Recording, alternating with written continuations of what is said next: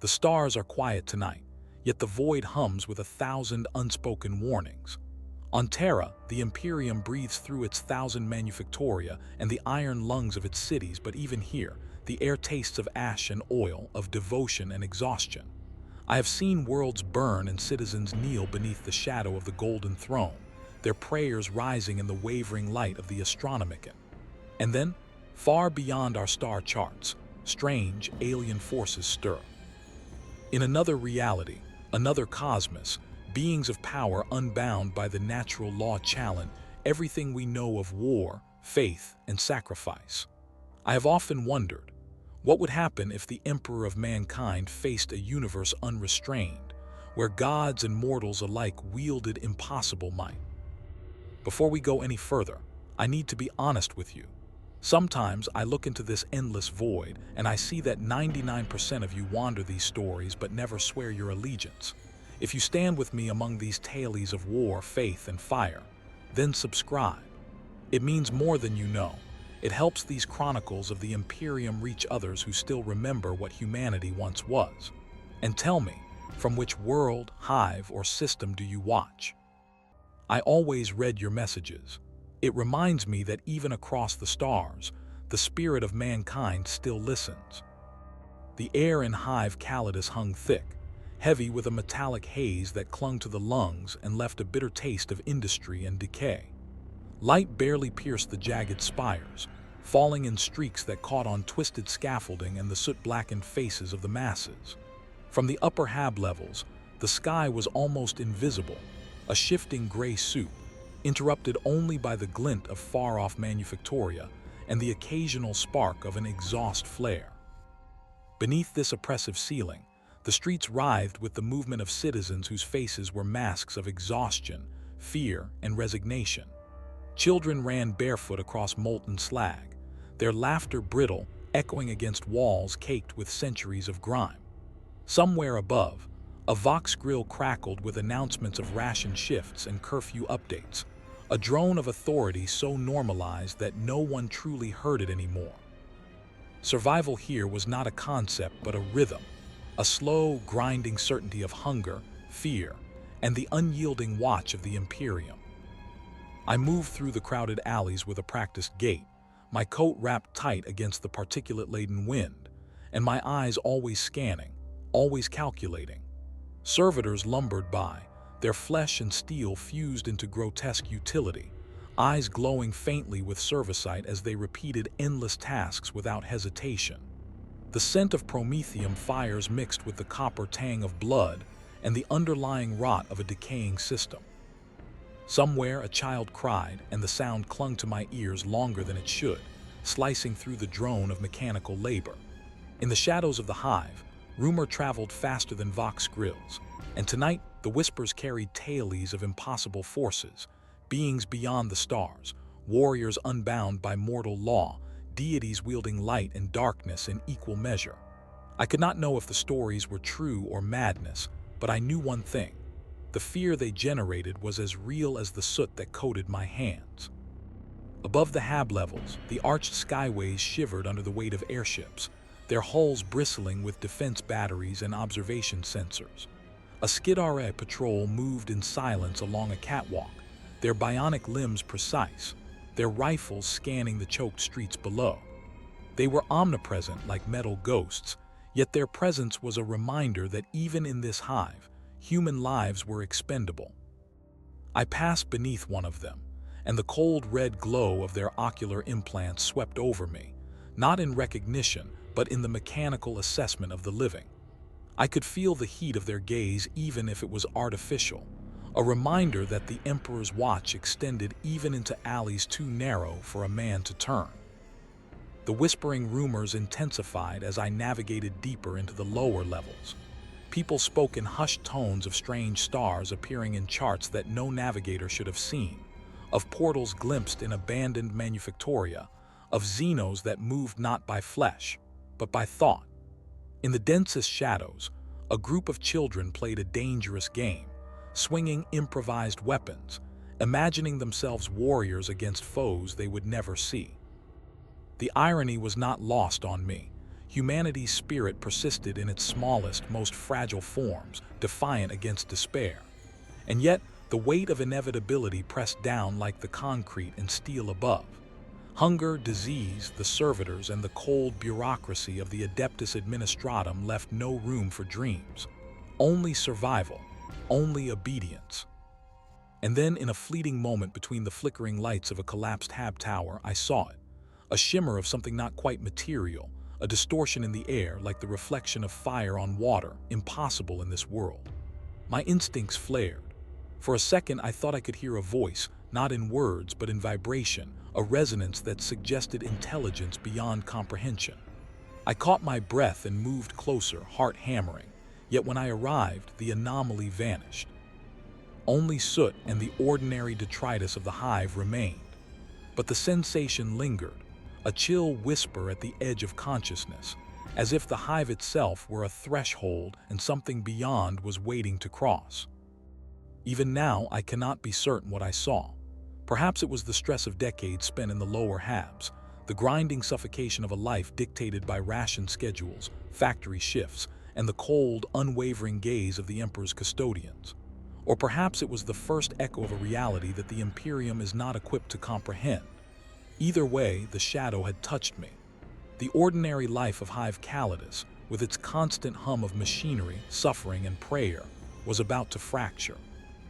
The streets grew quieter as I moved toward the upper spire, the distant sound of promethium flares punctuating the omnipresent drone of industrial life. Somewhere above, a flag bearing the imperial aquila flapped limply in the choking air, a symbol of order and authority that felt impossibly fragile. And yet, even in that moment, there was purpose. Humanity endured. Even here, in this labyrinth of stone, smoke, and suffering, the human spark persisted. And I knew, with a certainty that tasted of iron and ash, that the coming trials would demand more than endurance. They would demand courage, vision, and perhaps a confrontation with the impossible. The hive's shadows lengthened as night deepened, and the whispers of other worlds and other forces continued to haunt the alleys. Somewhere in the void, unseen by our charts, the echoes of distant power stirred. I could not yet know their intent, their strength, or their design, but I felt the first tremor of inevitability, the quiet, insistent pull of fate that would carry the Imperium toward a reckoning unlike any it had ever faced. In that darkness, beneath the grinding wheels of 1,000 manufactoria, I understood one truth: survival alone would not be enough. To endure the storm coming from beyond the stars, humanity would need something far greater than mere obedience. And so I walked onward, each step a promise to myself and to the forgotten souls of the hive. The shadows may press, the void may watch, and the impossible may wait, but we will meet it in fire and faith or not at all. The sky above the frontier world of Valdris 9 was a searing sheet of acid green, a toxic storm that churned the upper atmosphere into violent eddies, scattering light like fractured glass. From the ground, the columns of the Astra Militarum advanced in mechanical precision, their armored vehicles plowing through mud and slag, the treads of lemon rust battle tanks cutting deep furrows in the scarred earth. The smell of ozone, burnt promethium, and scorched metal hung in the air, mixing with the stench of sweat and fear emanating from the ranks of men who had known nothing but endless campaigns and the unyielding discipline of the Emperor. Each soldier moved with the rhythm of repetition, as if trained not just in combat but in the suppression of thought itself, their minds disciplined to act, obey, and endure. Above them, the Skidari marchers glided silently, their augmetic limbs slicing the air with preternatural efficiency. Their bronze-plated bodies glimmered faintly beneath the toxic haze, eyes glowing red and scanning, analyzing, always calculating. They were soldiers and censors in one, enforcers of the Omnissiah's will and the Emperor's doctrine, bridging the gap between flesh and machine. Occasionally, their plasma rifles would flare in sudden warning shots against scavenger bands or unidentifiable Xenos lurking at the periphery of the column. The men of the guard flinched at these sounds, but they did not hesitate. Fear was as familiar as the mud beneath their boots. What mattered was discipline, the cold calculus of survival and victory. High above, in orbital command stations, navigators and psychers strained against the warp, their minds reaching into currents unseen to ensure the column's path remained true. The imperceptible hum of the astronomicon guided them, a lighthouse across the storm of the Imperium, yet the signals were faint and fragmented. Rumors had reached the commanders, worlds disappearing without trace, vessels lost in the warp, ghost fleets flickering into existence like dreams. The higher officers spoke in clipped reports, but the undercurrent of unease was palpable. Even the disciplined order of the Imperium could not erase the gnawing sensation that something else moved beyond the charts, something that could bend space, matter, and perhaps even time. The march of men and machines was a symphony of noise and purpose. The thrum of engines, the clatter of tracks over broken rock, the muffled clanking of servitors carrying supplies, and the occasional barked orders from officers created a rhythm that was almost comforting in its predictability. Yet predictability was an illusion.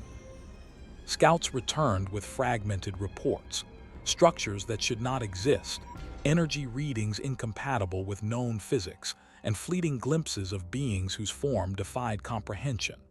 Soldiers whispered of shadows that moved against the grain of reality, voices carried on the wind that could not be heard but somehow understood.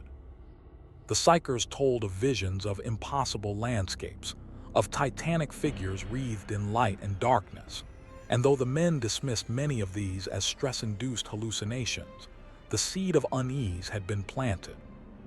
At the forefront of the column, Colonel Reichert surveyed the advancing tide with eyes narrowed beneath his helmet. The scars of countless campaigns etched his face, and yet even he felt the weight of uncertainty pressing against him. "Maintain formation. Do not break. The Emperor watches, and so do we," he murmured to himself, a prayer more than an order.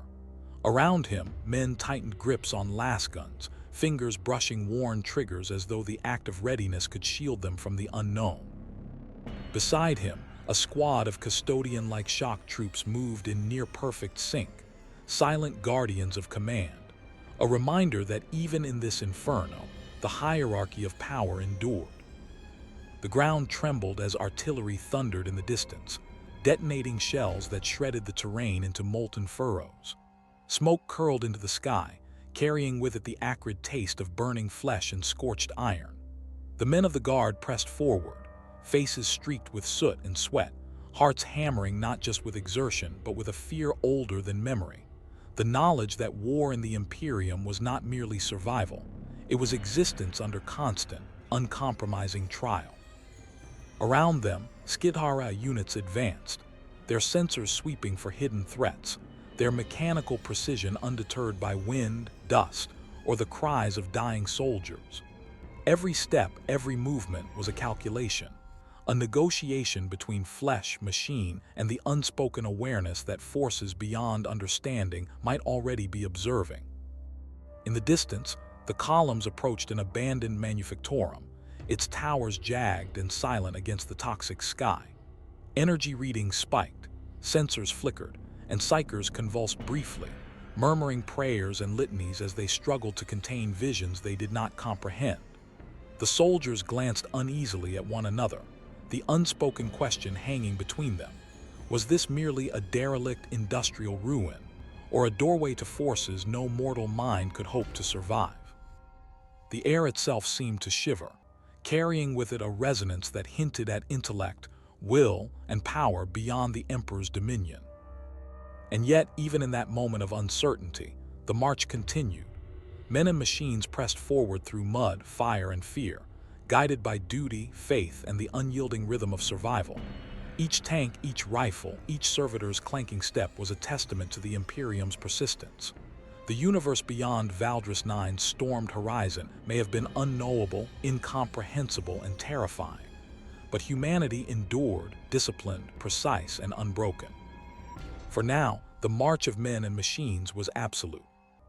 But somewhere, beyond the sensors and psycher visions, the first faint stirrings of a greater conflict whispered, waiting for the moment when the Imperium would no longer be able to march blindly into the unknown. The void between stars was never truly silent. Even in the deepest reaches of the segmentum solar, the warp hummed with currents too subtle for most to perceive, yet too insistent to ignore. From my vantage aboard the escort frigate Aquila's Vigil, I watched the navigation charts flicker under the glow of the data slates, each reading a thread in the delicate tapestry of known space.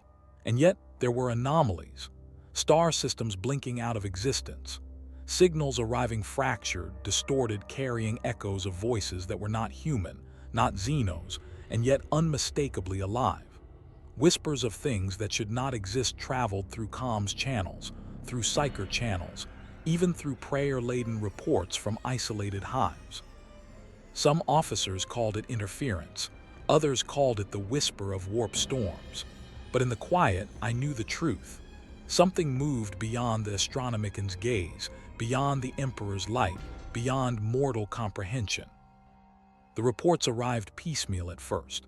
Scout vessels disappearing into nothing, starships arriving years late yet bearing tales of impossible conflicts, strange symbols etched into asteroids and wreckage alike. In the lower decks, the crew whispered among themselves, eyes darting to the shadowed corners where the light of the cogitator could not reach.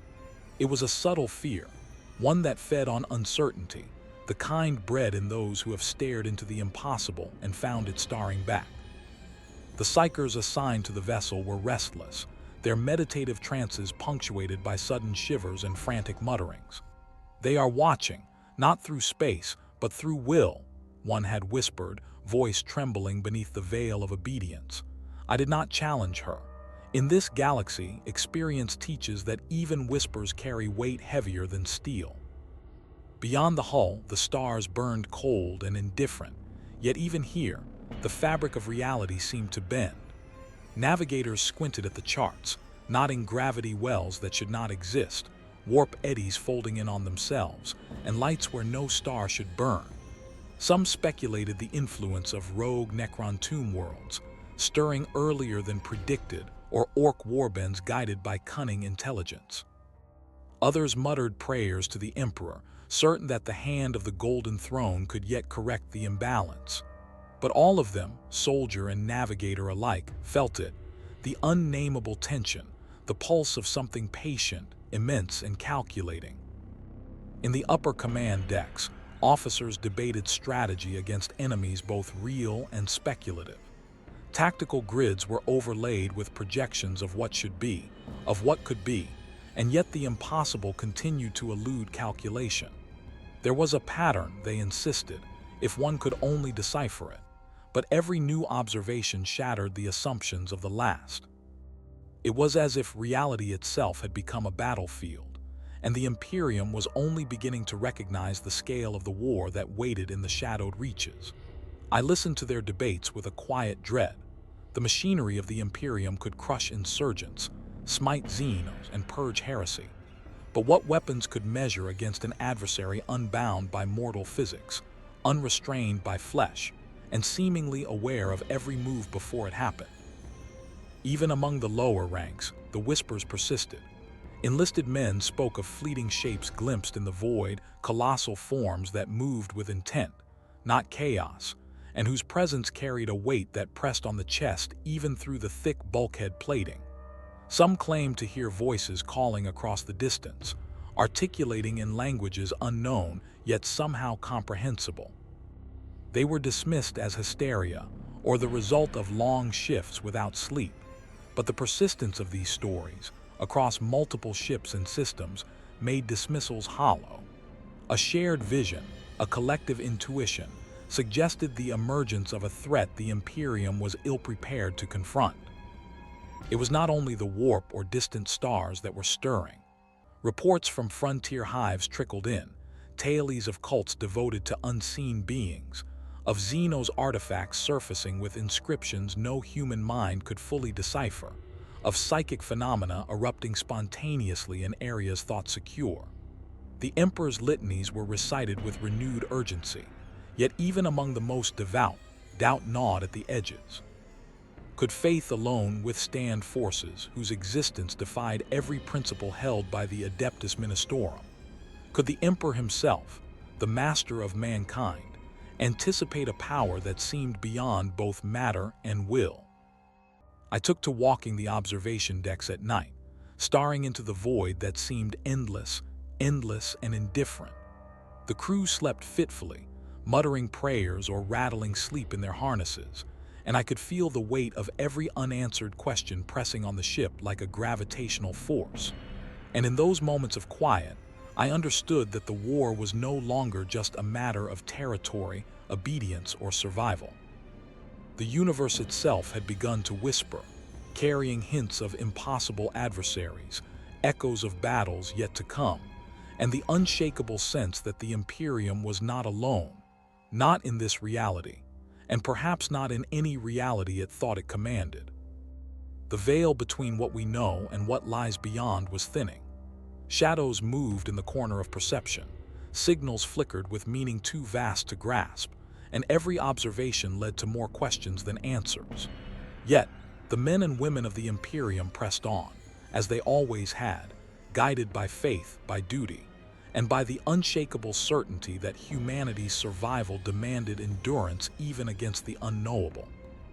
And in that endurance, in that fragile act of defiance, I sensed the first tremors of a story that would stretch across systems, realities, and perhaps the very fabric of existence itself. The stars outside the viewport shimmered like distant embers, indifferent yet alive, and the whispers continued. The excavation site on Viridian Prime reeked of dust, oil, and the faint tang of ozone from the static of half-broken power generators. Servitors moved in mechanical procession, carrying crates of recovered artifacts with methodical precision, their limbs creaking under the weight of tasks that were endless and unyielding. Around them, tech priests scuttled between data slates and arcane devices, eyes flickering with cognition as they recorded glyphs, inscriptions, and strange energy readings that defied classification.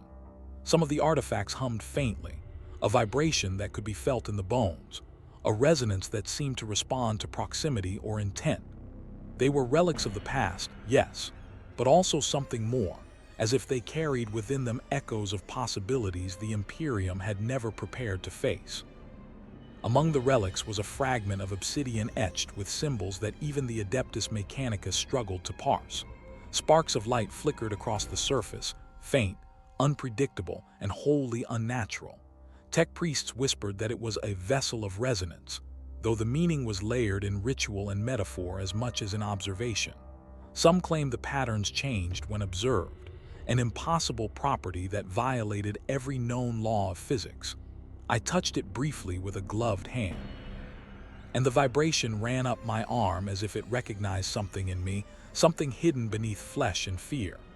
Others swore that seeing the relic in motion, its subtle pulsing, revealed glimpses of other worlds or perhaps other timelines. Yet these were not certainties. They were omens, rumors, and half-understood truths. Outside the excavation zone, the air was thick with static and expectation. The sky above Viridian Prime was an unnatural violet, lit by two suns whose light fought against each other in long, tense arcs. The Astra Militarum kept a watchful presence, tanks positioned strategically to cover the perimeter, while infantry squads scanned the surrounding cliffs for hostile movement. Even the familiar hum of Prometheum engines could not mask the growing awareness that forces beyond comprehension might be observing, waiting for a moment to act. Rumors had spread through the ranks, whispers of Xeno's cult seeking the fragments, of Necron tomb worlds reacting to their presence, and of psychic echoes that drove lesser minds to madness. The tech priests were not immune. In meditative isolation chambers, they recorded visions induced by interaction with the relics, colossal beings woven from starlight and shadow, structures that defied Euclidean geometry, and strange, incorporeal landscapes populated by entities whose motives were inscrutable. Every report was logged in the Mechanicus archives, not as fact but as observation, cataloged, cross-referenced, and then shrouded in ritual to prevent panic or heresy. Yet even among the most devout, unease lingered.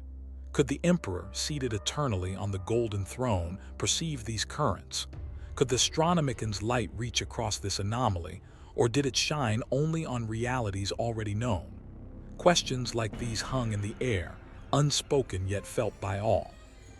Among the soldiers and engineers, the artifacts inspired awe as much as dread.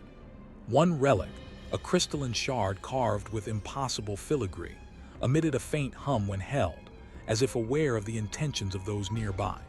Soldiers whispered about visions that accompanied the touch, flashes of vast, alien armies and impossible battles stretching across multiple planes of existence. Some laughed nervously, attributing it to fatigue and superstition. Others knelt and murmured prayers to the Emperor, their fear blending with devotion in ways that were hard to separate. Even in the midst of technological might, faith remained the only true compass. As night fell over the excavation, the shadows deepened unnaturally. Strange winds carried scents unplaceable and faint voices that vanished when pursued. A lone psyker reported a vision, a colossal figure, luminous yet terrifying, speaking in tones that were not sound but intention, urging vigilance and fear in equal measure. The Council of Tech Priests debated whether it was a warning, a guide, or a test, a trial from entities beyond reckoning. The men and women of the Imperium, accustomed to certainty and obedience and strategy, found only uncertainty here. Every artifact, every hum, every flicker of light suggested a reality wider, older, and more dangerous than any star chart could contain. Yet even amidst the omens, life persisted. Servitors continued their endless labor, soldiers maintained their guard, and tech priests recorded, analyzed, and whispered their prayers to the Omnissiah. The relics were not just objects. They were reminders that the universe held depths the Imperium had yet to fathom. And in those depths, forces waited, patient, indifferent, and infinitely capable. What they intended, who they were, or when they would act was unknown. But the warning was clear. The Empire could not afford ignorance, and survival would demand more than valor or devotion. It would demand vigilance, intellect, and perhaps a confrontation with truths that no mortal had yet lived to comprehend. As I stood among the fragments, tracing a finger along the smooth, impossibly cold surface of one relic, I felt the weight of inevitability pressing into the marrow. The Imperium had endured millennia, but these objects, these whispers of other worlds and realities, suggested that survival alone might not suffice. A reckoning was coming, subtle but inexorable, and the first tremors had already begun to ripple through time, space, and faith. The relics were silent witnesses, but they were also heralds. And the universe, in all its vastness, was already whispering of trials that would test humanity in ways the Emperor himself may not foresee. The war was everywhere, yet nowhere. It unfolded not on maps or in the firing lines of the Astra Militarum, but in the currents of the warp, in the tremors of reality itself. The first reports were subtle, a star gone missing from the chart, a void where a vessel's sensors detected nothing, yet something seemed to move. Psychers aboard the Aquila's vigil shivered and murmured prayers into their filigreed vox grills, their visions fractured by sudden surges of raw energy. The officers dismissed most of it as interference, but in private, every navigator and astropath carried the same gnawing certainty. A conflict was beginning that the Imperium could not measure, name, or fully perceive. Signals from frontier worlds flickered and died, returning with fragments of messages that made no sense yet implied intelligence beyond comprehension. A pattern emerged not in the signals themselves, but in the silence between them, a rhythm of absence and distortion that suggested an unseen hand orchestrating events across multiple star systems. The Skidharai, relentless and precise, reported anomalous energy fluctuations in abandoned manufactoria and on desolate moons. Litanies to the Omnissiah did little to explain the phenomena.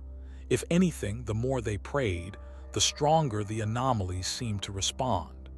It was as if the universe itself were aware, observing the Imperium, gauging its actions, and waiting to strike at the precise moment of vulnerability.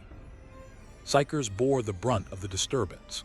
One, a young acolyte of the Adeptus Astra Telepathica, collapsed mid-ritual in the meditation chamber, eyes rolling as she whispered of titanic beings wreathed in impossible light. "They see through the mind and beyond it," she gasped before slipping into catatonia. Others reported shared visions of colossal, unknowable forms advancing across stars that had yet to be born, their intentions inscrutable and terrifyingly deliberate. Even those trained in the manipulation of the warp, those who had endured decades of psychic storms and demon incursions, recoiled at the scale of what they glimpsed. The Emperor's ministers convened in constant council, yet their deliberations revealed nothing certain. High Lords debated whether these events were the precursors of a natural cosmic upheaval, an incursion from unknown dimensions, or the first movements of an adversary that defied mortal comprehension.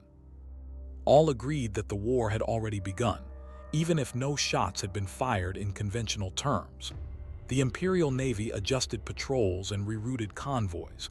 The Guard reinforced frontier garrisons, yet each action seemed to ripple into further anomalies rather than suppress them. What weapon could strike a foe that existed simultaneously across planes, unbound by space and unconstrained by time? Even the common citizen, far from the councils and navies, began to sense the subtle tremor of this invisible war. Frontier worlds reported dreams shared across thousands, sudden compulsions to build fortifications where none were planned, and fear that spread not through direct violence but through instinctual perception. Rumors of unseen fleets, Xenos entities, and alien deities circulated in hushed whispers, often dismissed as superstition, yet impossible to entirely ignore. The Imperium had faced unknown threats before, but never one that defied the very definition of reality itself. Amidst this invisible war, human courage persisted. Commanders maintained rigid order, soldiers drilled endlessly, and psychers struggled to contain their visions. Every movement, every calculation, was a response to a foe they could not name. And yet, in that tension lay a strange clarity. The Imperium, forged in fire and obedience, could endure chaos that seemed impossible. Perhaps the unseen adversary underestimated the resilience of humanity, the capacity for faith and intellect to adapt even when conventional weapons failed. Still, the warnings were unmissable. A subtle vibration ran through every system, as if the galaxy itself were a resonant field, carrying the pulse of entities whose power dwarfed that of any mortal army. The columns of men and machines moved with precision and discipline, but every commander, every psyker, every soldier understood that the battles they had trained for were now irrelevant. Victory, if it came at all, would demand more than courage. It would demand perception, intuition, and an understanding of forces that might never be fully grasped. In the silent hours, as I watched the stars from the observation deck, I understood the cruel poetry of the situation. The war was everywhere and yet invisible. The enemy was patient, omnipresent, and indifferent to human definition. The Imperium had endured for millennia, but now the true trial had begun, not in gunfire or promethium, but in perception, resilience, and the courage to confront the unimaginable. And somewhere in the void, the unseen adversary waited, calculating, observing, and preparing for the moment when the first strike would reshape the galaxy itself. Legends never die. They linger in the marrow of humanity and in the whispers of the stars. Even in the shadowed corridors of Terra, among the golden halls of the High Lords, the deeds of the Primarchs resonated as both inspiration and warning. I could feel it in every whispered report, in every fragment of psionic vision, in the sacred texts and fractured data slates that traced the scattered paths of the Emperor's lost sons. Their echoes were not simply memories. They were currents in the warp, ripples of potential and consequence that touched every corner of the Imperium. And now, faced with anomalies that defied all charts and comprehension, their presence felt imminent, almost urgent, as if the universe itself were reminding us of what had been and what must still endure. On the surface of a dying world in Segmentum Obscurus, a cadre of scouts uncovered ruins whose architecture mirrored no known Imperial or Xeno style. The glyphs etched into the blackened stone seemed almost alive, flowing beneath the observer's gaze in patterns that hinted at strategy, caution, and warnings left by minds far beyond comprehension. Among these inscriptions, fragments spoke not only of gods and machines, but of the Primarchs themselves, their names invoked in reverent awe, as if their deeds had left traces detectable across time and dimension. The soldiers who witnessed the carvings fell silent, a mixture of fear and respect tightening their jaws, for even in legend, the Primarchs had been instruments of power beyond the reach of ordinary men. Psychers reported that dreams of the Primarchs were returning to scattered human populations. Some saw Robout Guilliman's disciplined legions advancing across impossible landscapes. Others glimpsed the shadowed fury of Sanguinius in flight, his wings ablaze with psychic fire. The visions were fragmented, never complete, yet each carried a sense of warning and purpose. The Imperium's current trials would require not only obedience and courage, but ingenuity, adaptability, and an understanding of power in forms far removed from conventional tactics. What the Primarchs represented, strategy, courage, wisdom, and in some cases hubris, was now being tested against forces that seemed immune to mortal comprehension. Reports arrived that the echoes of the Primarchs were not only inspirational but tangible. On frontier stations, ancient armories yielded relics infused with psychic resonance, weapons and artifacts that could only have been designed for beings of immense skill and strength. Litanies suggested that these tools were not merely implements of war, but keys to understanding or perhaps even confronting phenomena beyond the Emperor's immediate control. Soldiers handled them with caution, aware that power without understanding could be as lethal to the wielder as to the enemy. Each artifact, each fragment of memory, carried the weight of legacy, the responsibility of an age-spanning design, and a question: could humanity rise to the challenge, or would it be consumed by forces it could neither name nor predict? Even the Imperium's bureaucrats and high lords could not ignore the signs. In private council, some whispered of the possibility that the Primarchs, scattered as they were, might yet influence the tide of events indirectly, through legacy, through psychic resonance, or through the enduring strategic frameworks they had left in their wake. The notion was perilous. It suggested that the galaxy's current instability was vast enough that the Emperor himself might need to call upon these echoes, not as intervention but as guidance. The future of entire star systems, perhaps even of the Imperium itself, might hinge on understanding what the Primarchs had already accomplished and what they had left behind as warnings, tools, and templates for human resilience. As I walked the corridors of the observation deck, the stars beyond shimmered with indifferent brilliance.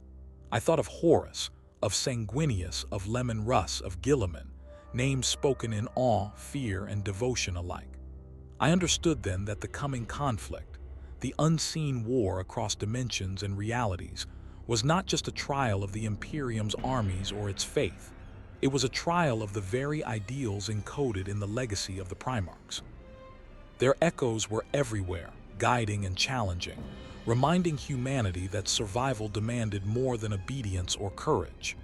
It demanded vision, wisdom, and the ability to act in the face of incomprehensible power. And in that understanding, I felt both the weight and the hope of the Imperium. For if echoes could guide, inspire, and awaken resolve, then perhaps humanity's most profound trials could yet be met with determination forged not only in fire and promethium, but in the enduring resonance of legend, faith, and the enduring spark of human will.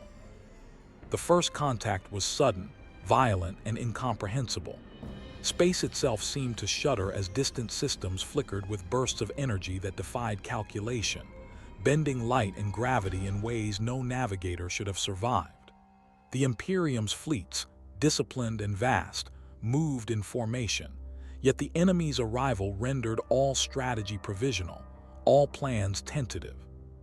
The stars became an arena, and every vessel, every squad, every Skidara unit was both weapon and witness to forces that felt larger than the Emperor himself. In that moment, the familiar rhythm of war, orders, gunfire, tactical precision, fractured under the pressure of a confrontation that no doctrine had prepared us for. On the surface of one devastated moon, infantry scrambled across jagged terrain, promethium flares illuminating the grotesque silhouettes of adversaries whose forms shifted between substance and shadow. Soldiers fell, and some did not die in any conventional sense. They were unmade and remade by forces that could manipulate reality itself, leaving behind nothing but echoing screams and the smell of scorched stone. Commanders barked orders that had no effect, as if the universe itself ignored human will. And yet, amidst the chaos, discipline endured. Lemon rust tanks carved paths through the alien terrain, their autocannons tearing into shapes that shifted too fast for eyes to follow, while Skidara patrols moved with preternatural precision, holding ground that no ordinary human could maintain. The Psychers were both the first and last line of perception. In meditation chambers shielded by layered wards, they convulsed as visions of immense beings unfolded in the warp. Colossal entities moved across stars, their will bending matter, energy, and even thought. Some whispered that they were gods from another reality, others that they were reflections of humanity's fears made flesh. But the truth, as always, remained elusive. Every glimpse was a fragment, every vision a warning, every pulse in the warp a signal of intent. And yet, despite the scale, the Imperium endured. Firestorms raged, promethium burned, and the air itself seemed to tremble under the combined weight of battle and reality-warping phenomena. Amidst the carnage, leadership fractured under moral and practical strain. Officers wrestled with impossible choices: hold ground and risk annihilation, or retreat and invite further devastation. Every decision carried consequences not just for human lives, but for the stability of entire sectors.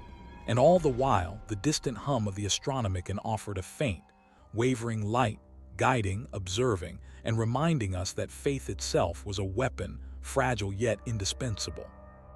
Soldiers clung to prayers as tightly as they clutched their weapons, the line between courage and desperation blurring in the fire-lit haze of combat. Even the custodian guard, embodiments of the Emperor's will, faced challenges beyond their mastery. Armored in golden perfection, they moved through devastation like specters, cutting down threats that bent reality with every step. Yet for all their skill, they were forced into improvisation, relying on instinct and adaptability as much as on training or ritual.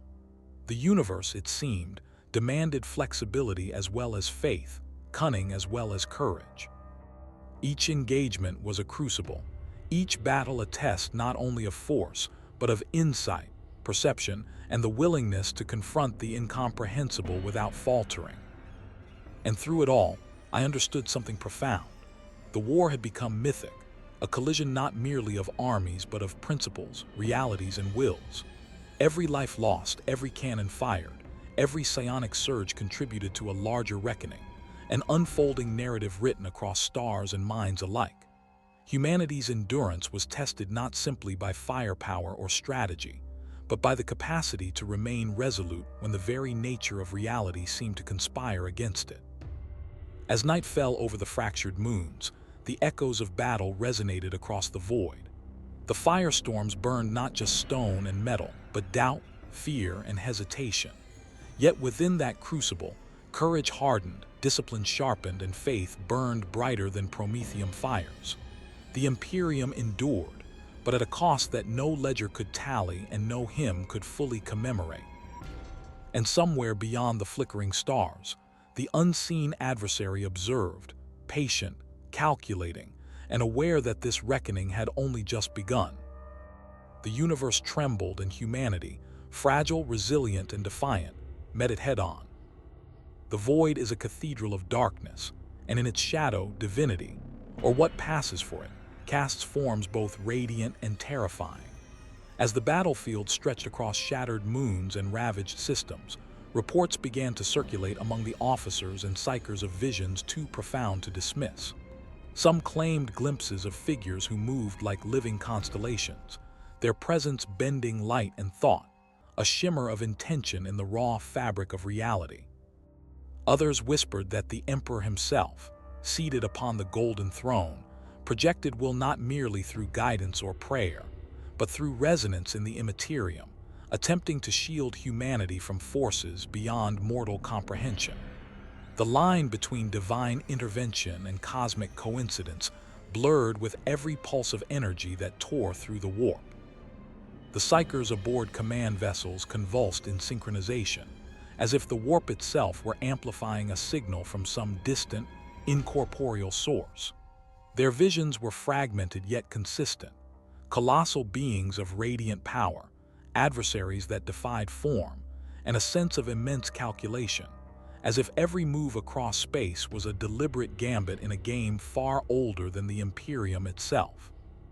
Some attributed these visions to the Emperor's influence, the lingering presence of the Primarchs, or the echoes of ancient Xeno-civilizations. Others muttered that they were the work of entities that saw humanity as pawns, tools, or experiments. Whatever the origin, the effect was undeniable. Faith, fear, and insight interwove, creating a delicate lattice that would shape both strategy and morale in ways no mere battle report could convey. On the ground, in shattered hive cities, survivors felt the same presence in quieter ways. Shadows seemed to stretch unnaturally, light bent subtly around figures, and whispers of the divine, spoken or unspoken, tempered panic with awe. Soldiers paused in the midst of combat to murmur prayers, not for victory, but for understanding. It was as if even the smallest human action could resonate across the currents of destiny, carrying significance disproportionate to its scale. Leaders recognized that morale was now intertwined with perception, and that faith itself had become a weapon, fragile yet potent, guiding or faltering in tandem with every decision. The custodian guard moved through these battlefields with near-ritual precision, their golden forms gleaming like a testament to humanity's enduring resilience. Yet even they, paragons of martial perfection, encountered phenomena that forced improvisation. Entire squadrons reported glimpses of figures appearing in impossible places, their forms ephemeral yet undeniably present. The soldiers described sensations of being observed, calculated, and weighed, not as enemies, but as subjects of an intelligence that operated beyond comprehension. Fear, awe, and respect intertwined, creating a tension that sharpened reflexes and dulled hesitation in equal measure. Meanwhile, within the Mechanicus sanctuaries and meditation chambers, tech priests debated the nature of what they had witnessed. Were these divine apparitions manifestations of the Emperor's will, residual echoes of the Primarchs, or independent entities whose cognition operated on a scale beyond the human mind? Every recorded anomaly challenged the limits of cogitator logic, ritual, and scripture alike. Yet despite the uncertainty, all agreed on one point: survival and adaptation required acknowledgement of the phenomenon, whether by prayer, observation, or rigorous experimentation. To ignore it was to invite catastrophe. Even in the outer voids, beyond the sensors of the fleet, anomalies multiplied. Star systems pulsed faintly with energies that suggested intelligence. Warp distortions carried messages or warnings too subtle for ordinary perception. The universe itself seemed to recognize humanity, observing, testing, and perhaps even guiding the Imperium toward choices that would determine the outcome of both immediate and cosmic events. The line between divine providence and existential threat dissolved, leaving only the pressing necessity to act with clarity, courage, and faith. And in the midst of this, the realization settled over all.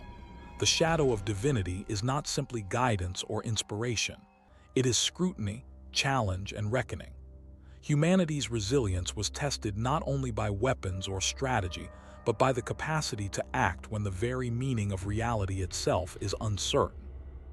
The Imperium had endured for millennia through obedience, devotion, and fire. Now it would endure through insight, courage, and the willingness to confront the incomprehensible directly, even when understanding was impossible.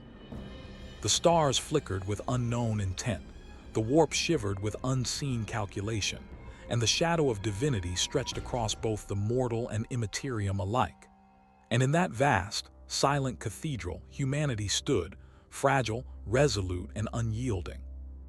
The boundaries of space itself began to waver. At first, the changes were subtle. A star blinked where none should be, a void appeared in the midst of a familiar system, and navigators hesitated over charts that no longer conformed to the laws of physics. Then came the fractures, shifts in the very fabric of reality that defied every principle the Imperium had ever enforced. Warp storms became localized and precise, erupting only around certain vessels, certain coordinates, as if guided by an unseen hand.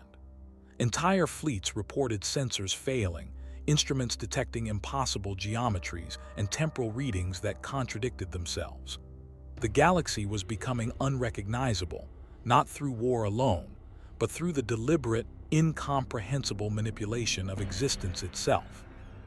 In the lower decks of command vessels, psychers trembled and whispered in tongues that were not their own, echoing visions of landscapes folded back upon themselves, cities looping infinitely, and adversaries that existed simultaneously in multiple positions.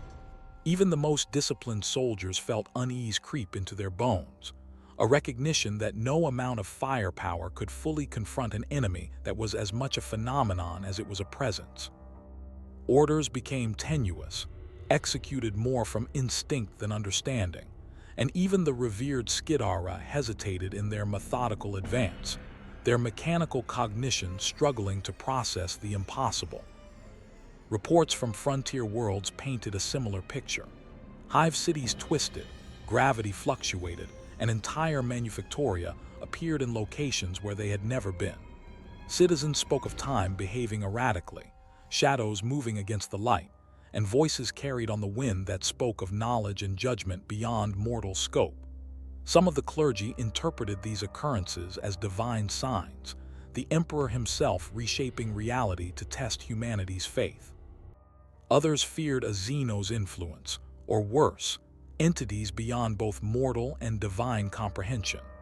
The commonality of the experiences across systems suggested a force both omnipresent and deliberate, one that watched, calculated, and acted with precision beyond human strategy. Even among the High Lords of Terra, the anomalies sparked heated debate. Astronomican readings faltered, navigators questioned established charts, and the Mechanicus struggled to reconcile the behavior of materials and energy with the doctrines of the Omnissiah. Some argued for strict ritual and purification, invoking centuries-old litanies to restore order. Others pressed for empirical observation and adaptation, fearing that dogma alone would be insufficient against a force that ignored the laws of matter, mind, and time. Every decision carried consequences not just for isolated systems, but for the stability of entire sectors. The fractures were not merely spatial, they were existential. In battle, the fractures revealed themselves in terrifying ways. Prometheum flares twisted in arcs they should not, explosions propagated in patterns that ignored natural physics, and enemy forms appeared and vanished in ways that defied observation. Soldiers who had faced the worst of orc invasions, chaos uprisings, and tyrannid swarms found themselves disoriented, even as their training pushed them forward. Lemon rust tanks fired into empty voids, and shells emerged in places they should not, sometimes striking targets that were simultaneously present elsewhere. It was not chaos. It was deliberate, intelligent manipulation of reality itself. The Imperium endured, but with each fracture, the margin for error shrank. Faith, discipline, and courage were no longer sufficient alone. Observation, intuition, and the ability to perceive patterns invisible to conventional senses became the weapons of survival. Each officer, psyker, and soldier was forced into a new calculus. Act with imperfect knowledge against a foe that might exist in multiple places at once, or hesitate and risk annihilation. And through it all, the fractures whispered. They carried the weight of unseen intelligence, a patience and deliberation that outlasted human lifetimes. The universe had become a labyrinth, and humanity was compelled to navigate it blind, guided by instinct, faith, and fragments of understanding. Survival required more than obedience or firepower. It required perception, courage, and the willingness to confront a reality that no human had ever truly comprehended. The fractures were growing, and somewhere beyond, whatever intelligence had orchestrated them observed, waiting for the moment when the full scale of its reckoning would unfold. The culmination of events was not heralded by trumpets or alarms. It arrived as a pressure, subtle at first, like the tightening of a vice around the mind. The fractures in reality had widened, the shadows of the unseen adversary growing ever clearer in perception, and the Imperium's fleets, armies, and psychers found themselves caught in a crucible not of fire and promethium alone, but of time, space, and cognition itself. Every decision felt amplified, as though the act of choosing a path was both an assertion of existence and a plea for survival. The war that had been invisible now pressed down with a weight impossible to ignore. On the battlefield of Viridian Prime, where shattered manufactoria and collapsed hive towers bore witness to millennia of human endeavor, men and machines moved with a grim precision, their discipline unwavering even as the laws of physics faltered.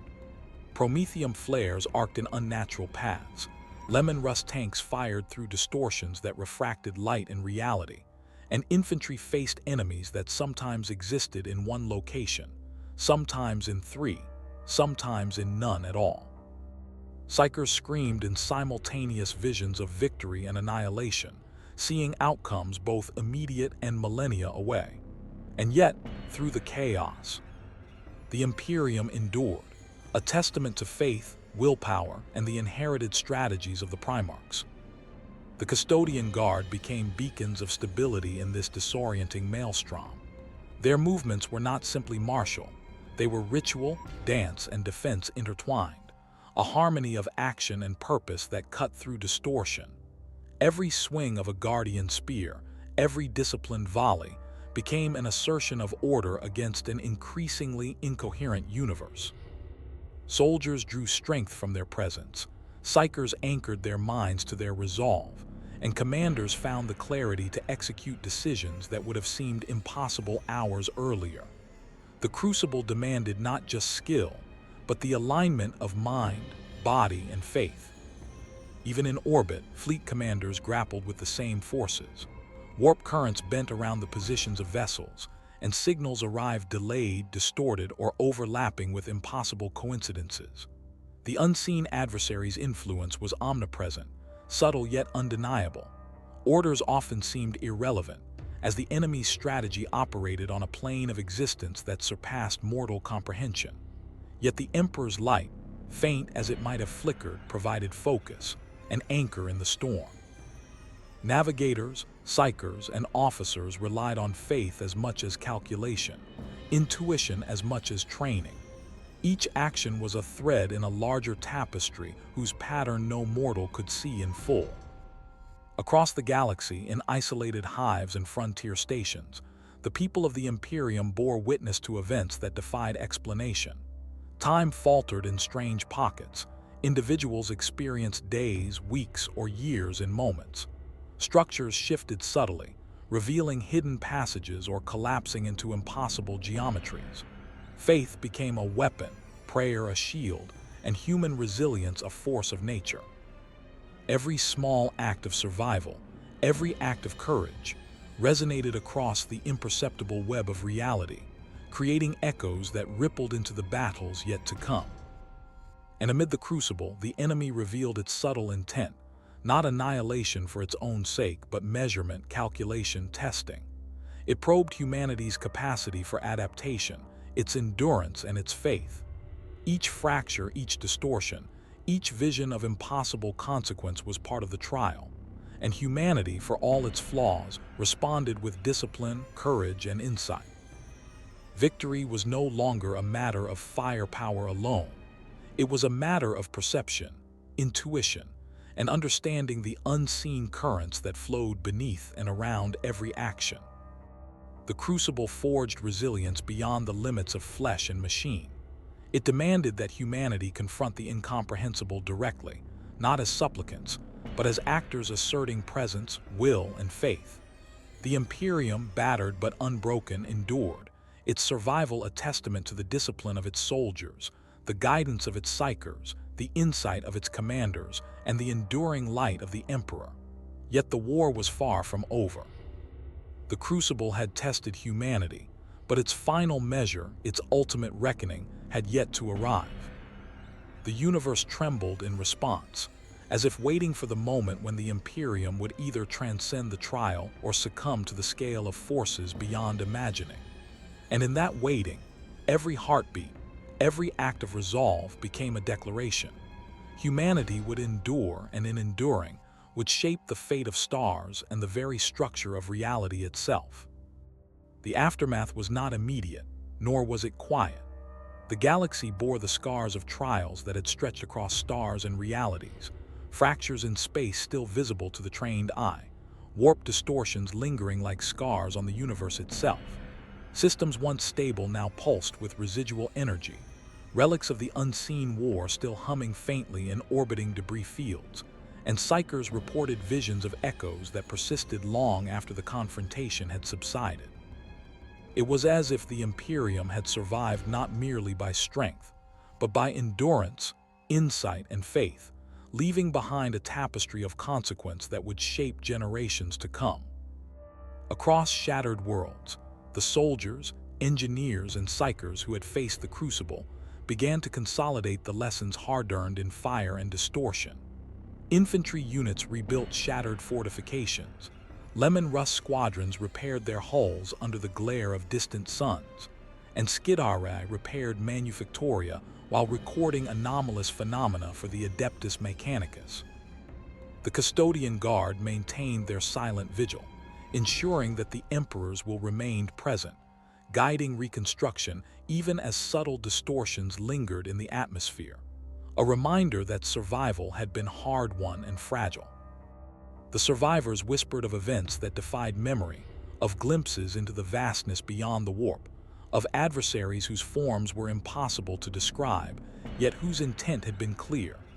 Psychers attempted to codify their visions, but most reports were marked by uncertainty, fragmented recollection, and reverent fear. The High Lords of Terra received fragments of information, reading them with both relief and unease. Humanity had endured a trial that none had fully anticipated, yet the consequences were far-reaching, reshaping strategy, faith, and perception across the Imperium. Relics recovered during the conflict were carefully preserved, not merely as tools or weapons, but as archives of the universe's challenge. Tech priests recorded their resonance patterns, noting subtle changes that suggested lingering influence or guidance. Some speculated that these relics contained warnings or instructions from entities beyond comprehension, while others claimed they were keys to understanding future anomalies. Every object became a testament to endurance, a puzzle to be deciphered, and a symbol of humanity's capacity to confront the incomprehensible without surrender. On Terra, liturgies were rewritten, hymns augmented to include references to survival, vigilance, and the recognition of forces beyond mortal understanding. The Adeptus Ministorum reinforced faith among the masses, teaching that the Emperor's guidance was not limited to direct intervention, but extended through patience, observation, and unwavering devotion. Even in the face of reality's fragility, the populace was reminded that survival required not only obedience, but wisdom, insight, and courage. And yet beyond these recoveries, the universe remained watchful. Fractures in reality, though diminished, had not vanished. Whispers persisted in the warp, suggesting that the unseen adversary continued to observe, measuring the Imperium's responses, perhaps anticipating future challenges. Humanity had survived, yes, but the lesson was stark. Endurance alone was insufficient. Insight, adaptability, and the courage to confront the unimaginable were now prerequisites for continued survival. In the quiet moments, when the fleets had returned to orbit, the manufactoria resumed their work, and the psychers meditated in dim chambers, I contemplated the scale of what had transpired. Humanity had faced forces that defied comprehension, that bent reality itself, and yet endured.